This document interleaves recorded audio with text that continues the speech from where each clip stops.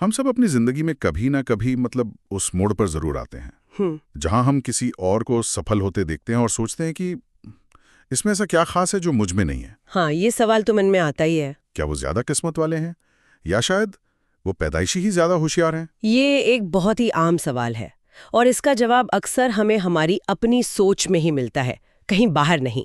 हम अक्सर सफलता को किसी रहस्यमयी गुण या अच्छी किस्मत से जोड़कर देखते हैं। बिल्कुल। लेकिन आज हमारे हाथ जो स्रोत लगे हैं वो इस पूरी पहेली को एक बिल्कुल नए नजरिए से देखते हैं। अच्छा। ये कैरल ड्वेक की विश्व प्रसिद्ध किताब माइंडसेट पर आधारित एक लेख के अंश हैं और इनका कहना है कि सफलता का असली राज इस बात में नहीं है कि हमारे पास क्या है, बल्कि इस बात में है कि हम सोचते कैसे हैं। और यही आज हमारी चर्चा का आधार है। हम दो बहुत ही अलग बल्कि एक दूसरे से एकदम विपरीत सोचने के तरीकों की गहराई में उतरेंगे। पहला है स्थिर सोच यानी फिक्स्ड माइंडसेट और दूसरा है विकास की सोच मतलब ग्रोथ माइंडसेट। जी बिल्कुल। तो आज हमारा मिशन सिर्फ इन क्या कहते हैं दो शब्दों की परिभाषा जानना नहीं है। नहीं, बिल्कुल नहीं। हम ये समझने की कोशिश करेंगे कि ये जो दो मानसिकताएं हैं ये हमारे रोजमर्रा के फैसलों को, चुनौतियों को, आखिरकार हमारी मंजिल को कैसे तय करती हैं। चलिए इस सफर की शुरुआत करते हैं। और ये समझना बहुत जरूरी है कि ये सिर्फ सकारात्मक या नकारात्मक सोच का मामला नहीं है। अच्छा। ये उससे कहीं ज्यादा गहरा है। ये हमारे विश्वासों की बुनियाद है जो ये तय करती है कि हम मेहनत, असफलता और सीखने की प्रक्रिया को एक तरह से दोस्त मानते हैं या दुश्मन। तो फिर चलिए पहले उस सोच से शुरू करते हैं जिसमें ज्यादातर लोग अनजाने में फंसे रहते हैं। स्थिर मानसिकता। हाँ, फिक्स माइंडसेट।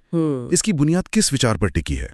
इसकी बुनियाद एक बहुत ही सरल लेकिन बहुत ही सीमित करने वाले विचार पर टिकी है। और वो क्या है? विचार ये है, मैं जो हूं सो हूं। इस मानसिकता वाले लोग मानते हैं कि उनकी बुद्धिमत्ता, उनके हुनर और उनका व्यक्तित्व ये सब जन्म से तय हैं। मतलब पत्थर की लकीर है। हाँ बिल्कुल, पत्थर की लकीर की तरह जिन्हें बदला नहीं जा सकता। मतलब या तो आप किसी चीज में अच्छे हैं या आप नहीं हैं। बीच का कोई रास्ता नहीं है। ये सुनने में कितना महदूद करने वाला लगता है। बिल्कुल। स्रोत के मुताबिक ऐसे लोग मानते हैं कि प्रतिभा एक ऐसी चीज है जो आपको या तो मिलती है या नहीं मिलती। अगर कोई गणित में स्वाभाविक रूप से अच्छा नहीं है तो वो चाहे कितनी भी मेहनत कर ले वो अच्छा नहीं बन पाएगा। हाँ, वो यही मानते हैं। उनके लिए कोशिश करना सिर्फ वक्त की बर्बादी है। और अगर सोच ऐसी हो तो असफलता तो किसी बुरे सपने जैसी लगती होगी। बहुत बुरे सपने जैसी। क्योंकि तब असफलता सिर्फ एक नतीजा नहीं रहती। बिल्कुल। वो आपकी पहचान पर एक धब्बा बन जाती है। आपने बिल्कुल सही पकड़ा। उनके लिए असफल होने का मतलब है मैं नाकाबिल हूँ या मुझ में ही कोई कमी है।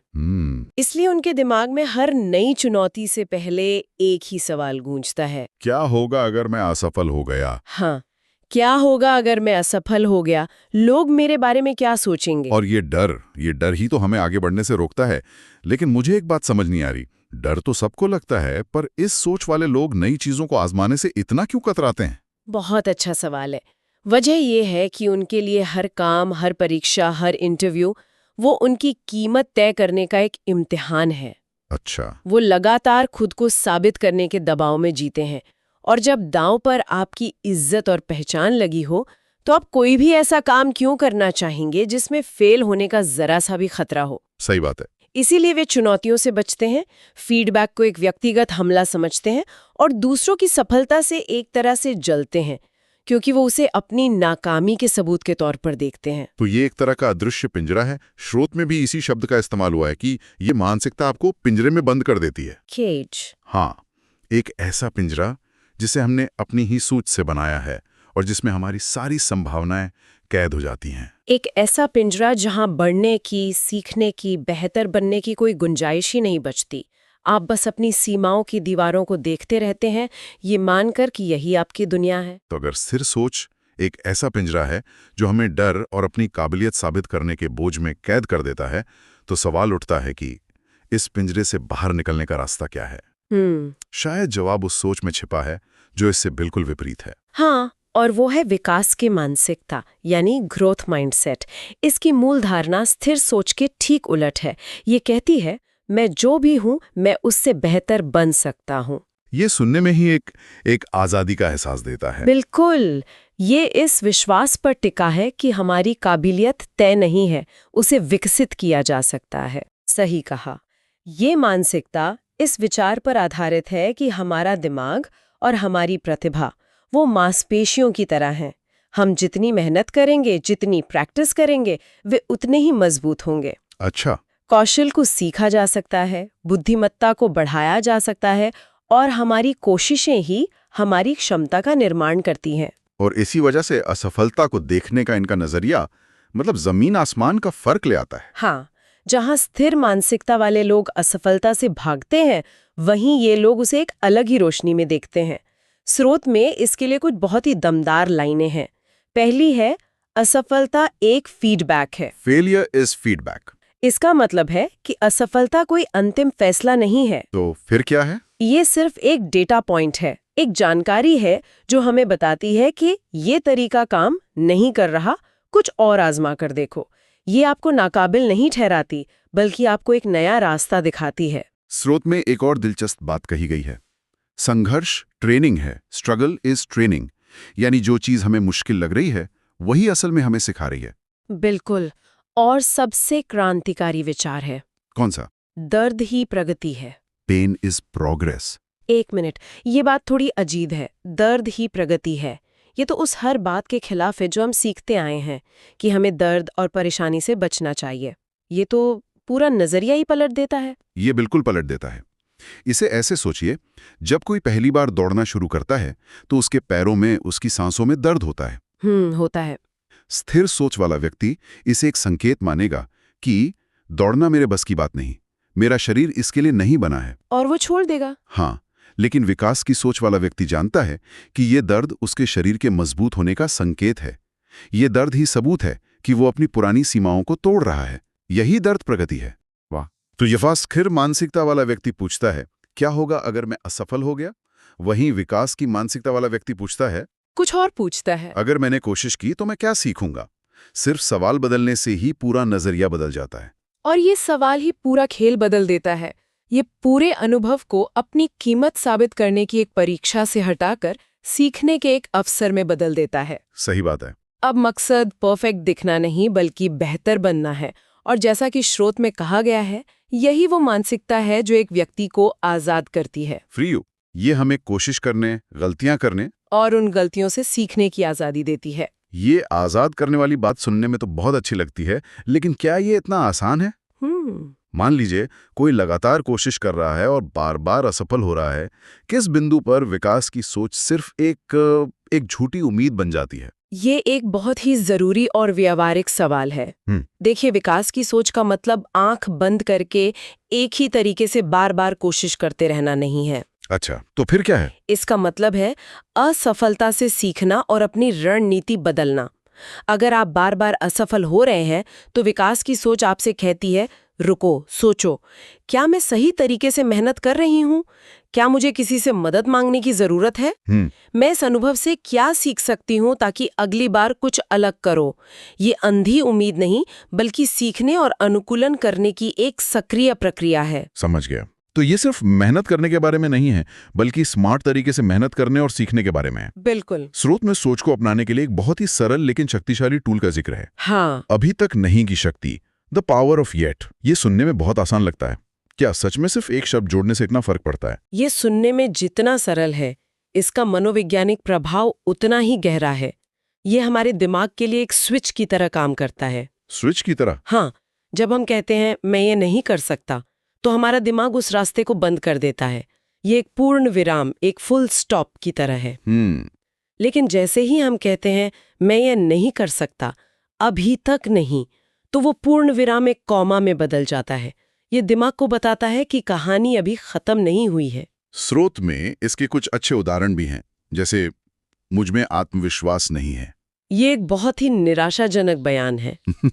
लेकिन अगर हम कहें मुझ में आत्मविश्वास नहीं है, अभी तक नहीं, तो ये एक उम्मीद जगाता है। इसका मतलब है कि आत्मविश्वास एक ऐसी चीज है जिसे बनाया जा सकता है। या फिर कोई छात्र कहता है मैं अंग्रेजी में अच्छा नहीं हूं, ये एक लेबल है जो उसने खुद को दे दिया है। लेकिन अगर वो कहे मैं अंग्रेजी में अच्छा नहीं हूं, अभी तक नहीं, तो ये एक अस्थायी स्थिति बन जाती है जिसे बदला जा सकता है। ये एक पुल की तरह काम करता है। हाँ, जो बताता है कि कोई अभी कहाँ है और मेहनत से कहाँ पहुंच सकता है। ये हार मानने और सीखने की प्रक्रिया में बने रहने के बीच का फर्क है। एक और उदाहरण है, मुझे नहीं पता कि सफल कैसे होना है। ये हार मान लेने जैसा है। बिल्कुल। लेकिन अभी तक नहीं जोड़ने से यह एक खोज बन जाती है। मुझे नहीं पता कि सफल कैसे होना है, अभी तक नहीं। इसका मतलब है कि जवाब अभी नहीं मिला है, लेकिन उसकी तलाश जारी है। सिर्फ एक शब्द और पूरी कहानी बदल जाती है। क्योंकि यह शब्द हमें खुद को एक वर्क इन प्रोग्रेस के रूप में देखने की इजाजत देता है। कोई भी इंसान परफेक्ट नहीं होता। हम सब सीख रहे हैं और बेहतर बन रहे हैं। अभी तक नहीं हमें इस सफर पर बने रहने की ताकत देता है। यह हमें एक और बहुत दिलचस्प मुद्दे पर लाता है, जो इन दोनों मानसिकता के बीच के अंतर को और साफ करता है। क्या? प्रेरणा का स्रोत। स्थिर मानसिकता वाले लोग तारीफ के भूखे होते हैं, जबकि विकास की मानसिकता वाले प्रगति के। लेकिन क्या तारीफ की इच्छा रखना स्वाभाविक नहीं है? हम सब चाहते हैं कि हमारे काम को सराहा जाए। कोई इस आदत से कैसे बाहर निकल सकता है, खासकर हमारे समाज में जहां बाहरी मान्यता को इतनी अहमियत दी जाती है? आपका सवाल बहुत सटीक है। तारीफ की इच्छा रखना बिल्कुल स्वाभाविक है, इसमें कुछ गलत नहीं है। तो फिर समस्या क्या है? समस्या तब शुरू होती है जब तारीफ आपकी प्रेरणा का एकमात्र स्रोत बन जाती है। स्थिर मानसिकता वाले लोगों के लिए तारीफ एक नशे की तरह है। नशे की तरह? हाँ, वे चाहते हैं कि लोग कहें, वाह तुम कितने स्मार्ट हो, या तुम तो पैदाइशी टैलेंटेड हो। जब उन्हें ये तारीफ मिलती है तो उन्हें अच्छा लगता है, लेकिन जब नहीं मिलती या जब आलोचना मिलती है तो वे बिखर जाते हैं। तो वे ऐसे काम करने लगते हैं जिनमें तारीफ मिलने की गारंटी हो, और उन कामों से बचते हैं जिनमें फेल होने का डर हो। बिल्कुल। वहीं विकास की मानसिकता वाले लोग भी तारीफ का आनंद लेते हैं, लेकिन वे इसके आदी नहीं होते। अच्छा। उनकी असली प्रेरणा अंदर से आती है, प्रगति करने की खुशी से। उनके लिए सबसे बड़ा इनाम ये जानना है कि आज मैं उस इंसान से बेहतर हूं जो मैं कल था। स्रोत में इस बारे में एक बहुत खूबसूरत बात कही गई है। उन्हें परफेक्ट होने की जरूरत नहीं है, उन्हें बस कल से बेहतर होने की जरूरत है।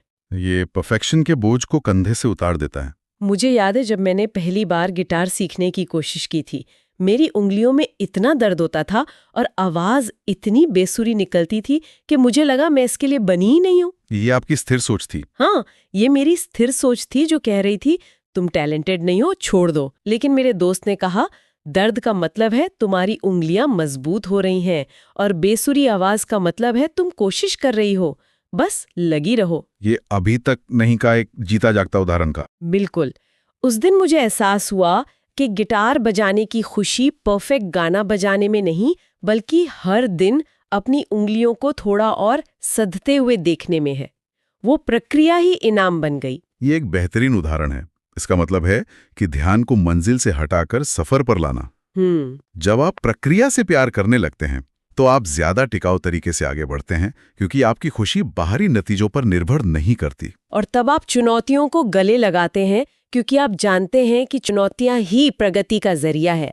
आप सीखने और खुद को बेहतर बनाने के इस खेल का आनंद लेने लगते हैं। तो अगर हम इस पूरी चर्चा को समेटें तो ये साफ हो जाता है कि हमारी दुनिया वैसी नहीं है जैसी वो है, बल्कि वैसी है जैसी हमारी सोच है। हाँ। जैसा कि स्रोत के अंतिम संदेश में कहा गया है, आपकी मानसिकता या तो आपको पिंजरे में बंद कर देगी या आपको आजाद कर देगी। और ये एक चुनाव है, एक ऐसा चुनाव जो हम हर दिन हर चुनौती के सामने करते हैं। बिल्कुल। क्या हम अपनी कमियों को एक स्थायी पहचान मानकर रुक जाएं, या उन्हें एक शुरुआती बिंदु मानकर आगे बढ़ें?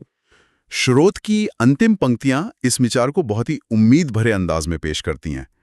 आप अभी खत्म नहीं हुए हैं, आप अभी भी बन रहे हैं। You are not finished, you are still becoming. यह हमें याद दिलाता है कि हमारी कहानी का अंत अभी नहीं लिखा गया है, और उस कहानी को लिखने की कलम हमारे ही हाथ में है। स्रोत का समापन एक ऐसे विचार के साथ होता है जो शायद इन सब में सबसे शक्तिशाली है। क्या है वो विचार?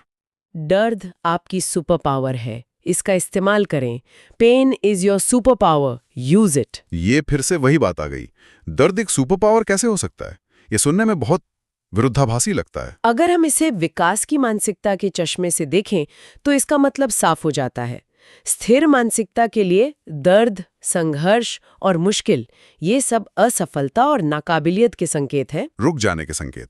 हाँ, ये संकेत हैं कि तुम्हें रुक जाना चाहिए, लेकिन विकास की मानसिकता के लिए यही दर्द इस बात का सबूत है कि आप अपनी सीमाओं को धकेल रहे हैं, आप कुछ नया सीख रहे हैं, आप प्रगति कर रहे हैं। ये वही दर्द है जो एक एथलीट ट्रेनिंग के दौरान महसूस करता है और वो जानता है कि यही दर्द उसे कल के मुकाबले के लिए मजबूत बना रहा है। इस नजरिए से दर्द और संघर्ष प्रगति का एक अनिवार्य साधन बन जाते हैं, एक सुपर पावर जिसका इस्तेमाल करके हम खुद को बदल सकते हैं। तो आज की ये गहरी पड़ताल एक बहुत ही बुनियादी लेकिन बहुत ही शक्तिशाली विचार पर आकर रुकती है।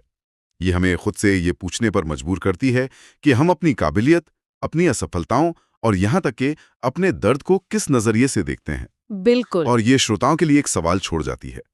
अगर किसी को अपनी जिंदगी की किसी एक चीज में अभी तक नहीं जोड़ना हो तो वो क्या होगी और क्यों? ये सोचने वाली बात है कि एक छोटा सा बदलाव किसी की यात्रा को कैसे बदल सकता है।